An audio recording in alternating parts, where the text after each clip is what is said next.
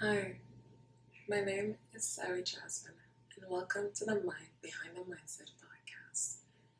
Before we start this episode, let me thank you for being present with me for the next 30 minutes or so, to choosing to be present with me for the next 30 minutes or so. I am truly grateful for your presence wherever you are in this world. I hope you find that this episode is as helpful and as meaningful as it is for me.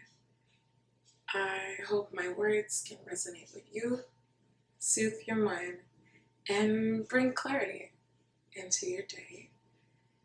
If this episode has an impact on you, then don't be shy to comment, share, or like the content on whichever platform, which would be Apple Podcasts, Spotify, and YouTube. You will also find more content on Instagram, such as notes, keynotes from previous and upcoming episodes, and you can find clips of the episode all over TikTok.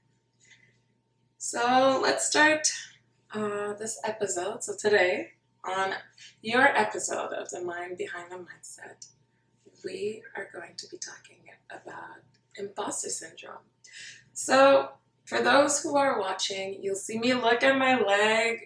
Guys, I'm looking at my iPad because I'm ADHD, so to make sure that you get the clearest episode ever, I brought myself like a roadmap, so I don't go somewhere else, or I don't, just open a bunch of little spots and whatever that goes with it. All right, so let's start by describing what is imposter syndrome. So with all the research I did, with all the books, what I can understand from imposter syndrome is that it's a pattern of behavior. It makes you doubt your abilities to accomplish a certain task, a certain challenge, and it has this persistent fear of being exposed as a fraud, or this persistent fear of failing. So how do I see it is that this imposter syndrome is like this little voice inside your head that is letting you know that weirdly creates doubts that you can't achieve everything you want, which is totally untrue, because you are able to achieve whatever you want to achieve in your life. The question is, how hard is it going to be? How long is it going to take you? Do you need help? Do you need to do more research? You simply need to experience it. And this imposter syndrome happens to everybody. I'm having it right now at this moment, because who am I to launch a podcast? And yet, a lot of my friends, my family, my community have been asking me to do so, and I was mostly afraid of doing it because I was like, who am I? I don't have this big degree in psychology or in sociology. Like, I am not this big influencer. I am only me. And at the same time, I was able to find the reason why I'm doing this podcast, and hopefully behind all the challenges, all the dreams you want to accomplish, when you hear that little imposter syndrome, you have to take a second and remind yourself of why you're doing it. If you're doing it for others, you'll see that the challenges are going to be harder. You're not going to put totally yourself into it, as the difference when you do something for yourself. When you're doing it for yourself, that's the moment where it feels more authentic. And also, pardon my French, I'm letting you know I am French, so pardon mon français, you'll see it in my phrases. Sometimes I'll say words in French, but I know you can understand it in English. Sorry for that. I am closing the little parenthesis. So I was saying that you have to do, whatever you do, you have to do it for yourself. You have to find this intrinsic motivation behind everything, because that gives you this boost, this energy that you want it. And if you want it that bad, you're gonna go for it. You're gonna want to work for it. You're gonna want to try and take risk. And of course, it's scary because everything that is new is scary because it's not something you're used to. That's why it's called new, right? So this imposter syndrome is just that little voice that is trying to stop you, trying to protect you from being scared of failing, that someone's going to point it out that you're not good at what you just did. And it's going to make you feel bad. You're scared that you're just going to fail completely and it won't work, that your friends, your community won't support you. And when the world seems to be against you, you have to be able to take a second, go back to yourself, and remember that you are the one that wanted to do that. You are the one that's been dreaming to do that, that's been willing to take the risk, and you are proud of yourself for accomplishing it. That's how I can describe it. That's how also I think that's my vision of how can I say this? Like how I'm trying to overcome imposter syndrome. So let's go dive in a little bit into how does it affect me. Imposter syndrome, like we said before, is a pattern of behavior. You'll see it as fear of failure, which I have every day. I'm someone who will I'll give my all to the task that is in front of me, and I want to succeed. And I want to succeed so bad that I am afraid of the failure that can happen. So often I avoid certain challenges that I know I'm not good at, and that I know there's a bigger probability that I will fail at it. And for that fear of failure, what I try to do to understand it and to be like, okay, challenges are what creates life. Taking a risk is what creates life, right? At the beginning, when we just started walking, we did one step at a time when we were kids, when we were babies, and we didn't think about it twice. We just did it. And now we're doing it mostly every day. And we're able to talk. The first time we just said words, then we're able to do that now, right? So this constant fear of failure, I just take a deep breath and remember that I can't grow as a person if I keep avoiding challenges. If I keep avoiding taking risks, I can't grow, because behind every failure, and for those that are listening, I keep putting those little, we call them in French, des guillemets, like I'm doing the two fingers thingy, and I'm like, whoop, whoop. Hopefully you see a clip of me doing it, because sadly I don't know how to explain it. So let's go back. I was saying that every failure is not really a failure. Of course, you might not be doing the task in front of you as well. You might not be succeeding the way you wanted in a challenge or taking a risk or whatever situation. But when that happens, there's two options. You can either learn from what just happened, learn and get better at it. Choose to, just see what you can do better next time and what you can try to adjust what you can learn, what you, like every experience helps you grow, but also when you're failing, then there's also that other side where you can also not see it and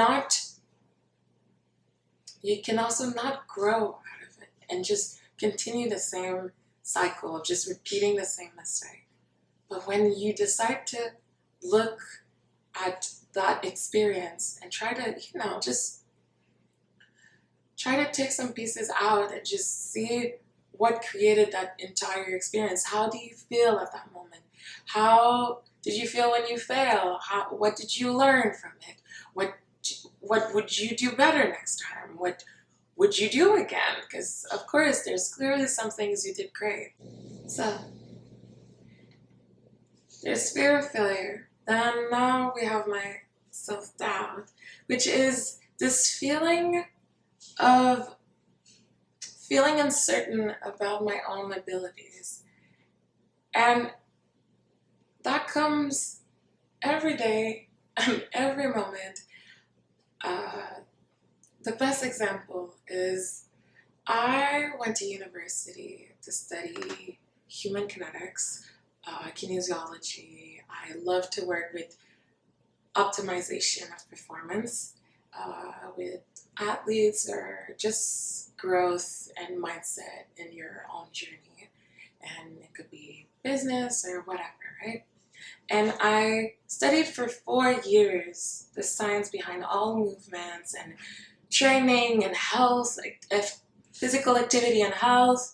And I've been an athlete for my entire life. And I've been in gyms working out since I'm like 14, 15.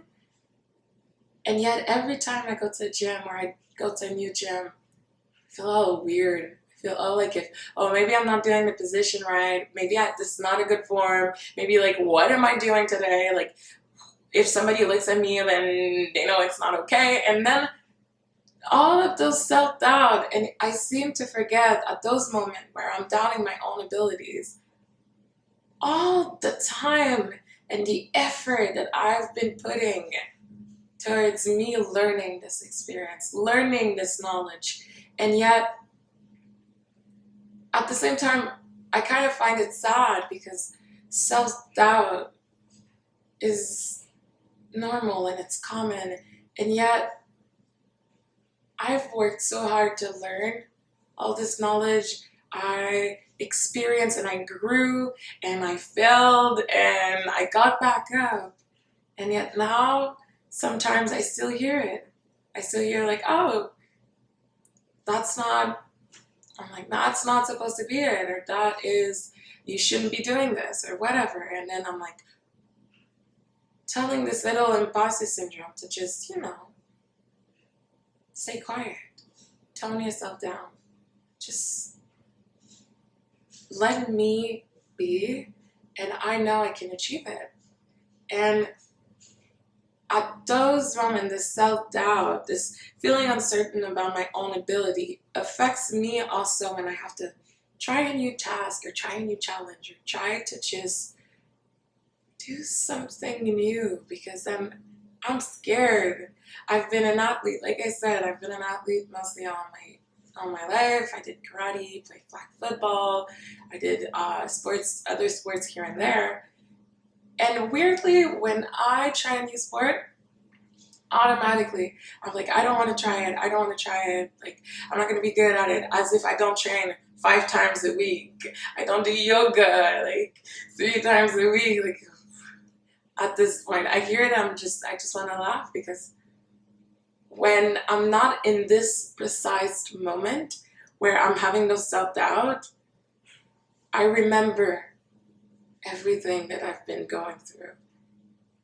And I'm like, I shouldn't be feeling like that. So often I take a breather and I just, one breath at a time and just come back to the present moment and just let myself be and try to be more confident that everything I've been going through, everything that I've learned, everything that I experience, brought me to that exact moment for a reason, and I can do it.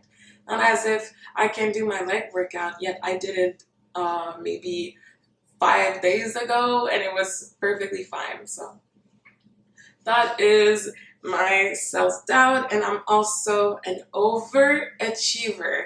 I set big goals for myself because I have big dreams, and I'm the type of person that will tell you you can do it all. Just make sure to recharge those batteries and make sure that you're doing what you want to do and not for somebody else. And I am this big overachiever. I set high standards for myself, and when I don't get them, I feel destroyed and I feel like a failure. And then this imposter syndrome creeps in, and it just comes and tells me that I can never achieve it. And at that moment is when I know it's enough. I do not, like, I'm a type of person that the only thing I'm asking most of the time is respect. Just be respectful to me. I'll be respectful to you. Even if you're not respectful to me, I will be respectful to you. But I cannot let this, my own imposter syndrome, disrespecting me because I wasn't able to achieve something. And at least I tried. And from this overachievement of trying to always be the best at what I do and the best version of myself. So I'm not going to try to compete with everybody else around me, because you can't compare apples and oranges. When I say this, I mean, you can't compare yourself to somebody else because you don't truly know what this person has experienced their entire life. You're not in their mind. You're not in their entire journey. You don't know how they feel. You only know what you feel. You only know your own shoes. You only know your own experience, your own memories. And you will never be able or fully able to understand the other person. So you can't compare yourself to somebody else because they live an entire life and you live an entire life and you can't compare it. So when I say I'm competing against my own self, that means I'm mostly competing against myself yesterday, the person that I was 2 minutes ago or 4 hours ago or just a month ago. I'm comparing and I'm competing against myself, trying to be this best version of myself. So I can't tell myself like, oh, don't set high standards. But at the same time, when I set high standards, I learned to grab this high standard, grab this big goal of mine, and create tiny ones, little smaller ones around it, that together, when I do all those little steps, they will help me achieve this bigger goal. For example, when I decided I'm doing this podcast, then I had to learn, I had to figure out, I know my goal is to launch a podcast. Then I need knowledge. What do I need? What's the equipment I need? What subjects do I want to talk about? What is my podcast? Like, what can it be? What is it about? And then I had to do some research because I'm not going to just talk out of my head. I'm going to go read some books. I'm going to go read some research to be able to share knowledge and not just share my own thoughts. And I have to figure out, okay, studio-wise, and how do I want to be dressing, and all those little things. And at some point, I just started working bits by bits,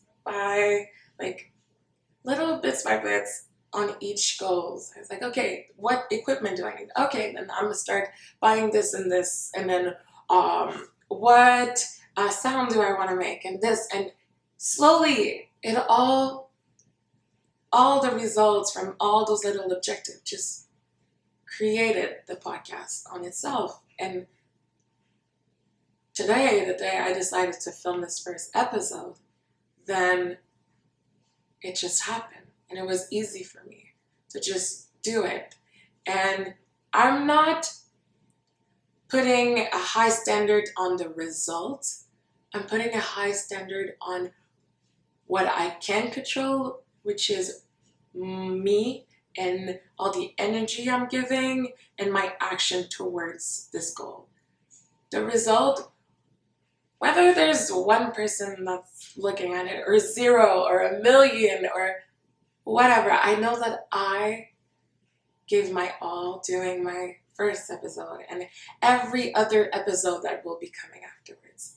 So when I'm trying to overachieve, I try to understand that I want to overachieve. I want to do this big goal and have high standards, but I can't have high standards for the results. I can only have high standards for my work ethic and how I'm going to do this and how all the energy I'm putting into it. So that is mostly how does it affect me. Then I'm someone who I'm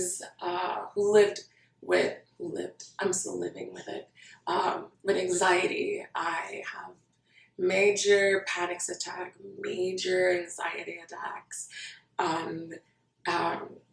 Like I've been in therapy, I am in therapy, working towards it, and I realize that often my imposter syndrome has an effect on my anxiety. And it does make sense when you think about it, because I get afraid, and then I get anxious, and then I start overthinking, and then it just creates this big bubble of anxiety. And it affects my whole day, sometimes my whole week, sometimes my whole month. And this little imposter syndrome that I'm trying as much as to calm down and shrink down and try to, just put it aside a little bit. I figured out how to help it for me, for my anxiety. So often I try to understand the current fear I have behind these opportunities, and often it's simply me being afraid of failing, or me being afraid of someone's just gonna laugh at me and they're just gonna make like clips or something, just memes about it. So that's often one of the current fear, and I have to remind myself that I am doing this for myself, and the younger versions of myself wouldn't be laughing at me.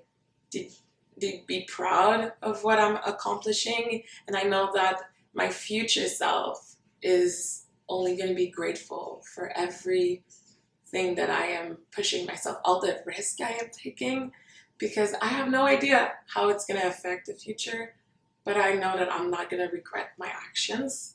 Then also, when I'm having this imposter syndrome, I also try to bring myself back to the present moment, and I have to remind myself that my fears are often based on my past experience, and that so it's not because all those cycles had a certain effect on me that they will happen again. Then I'm also looking at myself and I'm like, you're 25, you're not 15 anymore. The world isn't like people your age, my age now, doesn't play like they used to when we were kids. The world is not as mean. Hopefully, the world is not as mean. Hopefully. And when I bring myself back to those present moments and remind myself that all the fears that I have, all this past experiences, this trauma that I created, are something that I can learn from.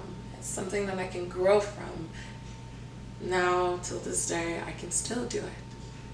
So often I say thank you for this imposter syndrome, because now I know for the past 20 minutes or so this episode we've been like, okay, I want to shrink it down, but I have to also be grateful for its presence, because that has this little guidance of telling me like, oh, you're afraid of this. Why are you afraid of it? Oh, well, I'm afraid I'm going to be laughed at. I'm afraid that I'm not going to be good at it. And then it brings you back to yourself and what you want to accomplish and what you really want to do for yourself, and pursuing those goals and knowing if you're doing it for yourself or for somebody else, reminding yourself that your little you from back in the days, would it be proud of the action you're taking?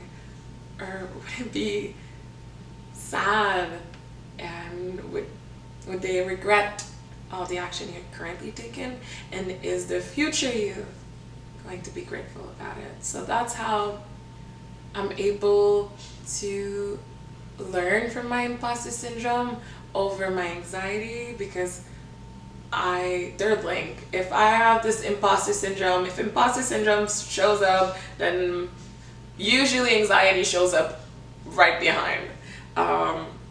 So that is how does it affect my anxiety. So now what am I trying to do to overcome it, other than trying to bring back into the present moment, understanding why I am afraid of this.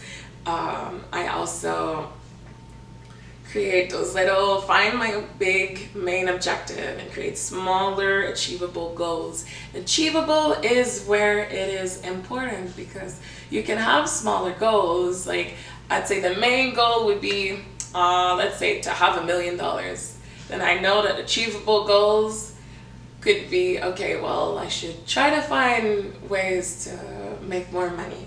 And then I can't tell myself that, okay, achievable goals, I will paint something and it will be selling at 1 million. That's not an achievable goal. But starting to paint, starting to create, starting to try to sell your art, that's an achievable goal. Just let's start. Another example would be, I want to train 5 times a week, but you never trained in your entire life. Then start. Achievable goals. Make sure all your clothing, your sport clothing, are somewhere where you can see it, so you have this constant reminder that, hey, my sport clothes are here, my gym clothes are here. Then afterwards, you have a membership. Tiny little things, but all those goals may seem tiny, but they means a lot at the end. Then there's also the 5, 4, 3, 2, 1 technique, which has been created by somebody, and I totally forgot the name of the lady. But thank you for whoever you are. Now it's just my reminder to myself to just start doing more research, because I am terrible with names. I'm so sorry, ma'am. So the 5, 4, 3, 2, 1 technique is when you really don't want to do something, you count from 5, 4, 3, 2, 1, and then you do it. Usually it really works well. I'm not gonna lie, it helps. Often for me, when I'm trying to take this new risk, this new challenge, it also helps in the gym when you don't want to do your last set. So you start counting 5, 4, 3, 2, 1, and then you do it. Another technique would be visualizing yourself succeeding at that challenge, that opportunity, or the task at hand. Often, especially overthinkers or people with anxiety, we often start to see the task at hand, then we get the fear of feeling, or we get the fear that comes with taking this risk, taking this challenge, and then we start overthinking, and we're seeing all those ways we can fail, all those ways that we can get laughed at, and then we're visualizing it. How about we start visualizing that we succeed? How about we start visualizing that when we took that risk, we gave our all, and the results were what they were supposed to be. That we're not going to get laughed at, or we're not going to be failing, we're going to grow from it. That whatever challenge or risk we're taking, we visualize that we're growing, that no matter the result, we will be growing out of it.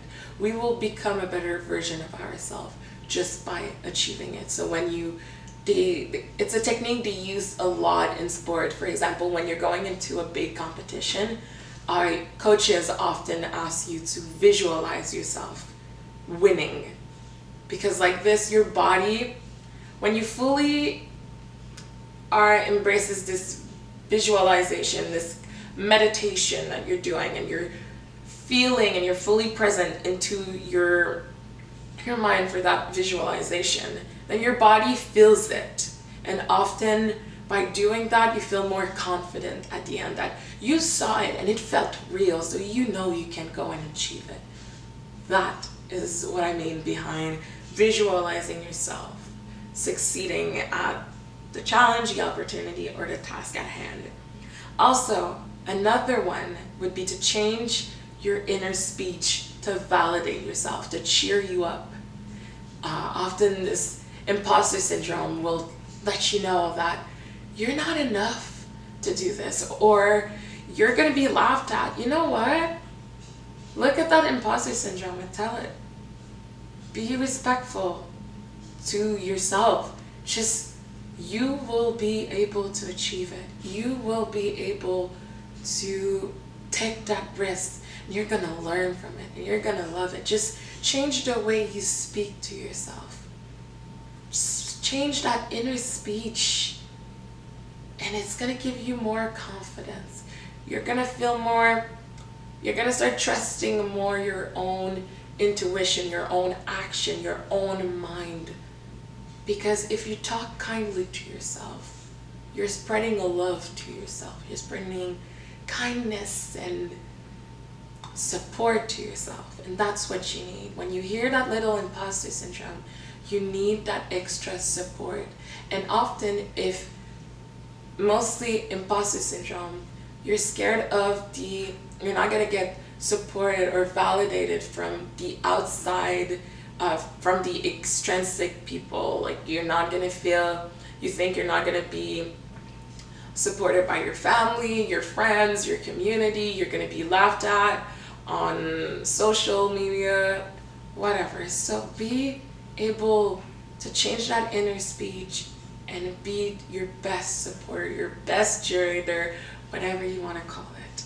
So now we're getting close to time. So it seems also like we covered everything for today's subject. I want to say again, thank you for making the time to be here with me for those 30 minutes or so. And thank you for being present, and thank you for listening.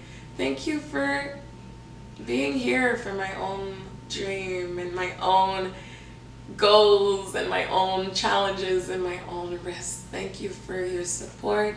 If you liked the episode, if things that I said actually came to you and helped you in any way, don't be shy to share it to your community, to your friends, to your family, to like, to subscribe on either Apple Podcasts, Spotify, YouTube. Don't forget that on Instagram you'll see keynotes and extra content, and also you can find me and the podcast on TikTok. From that, I hope you have a beautiful day. I hope that you will be with me next week, and I hope that I can see you next week. Thank you for your time. Thank you for your energy. Thank you for your presence. I hope you enjoy your day.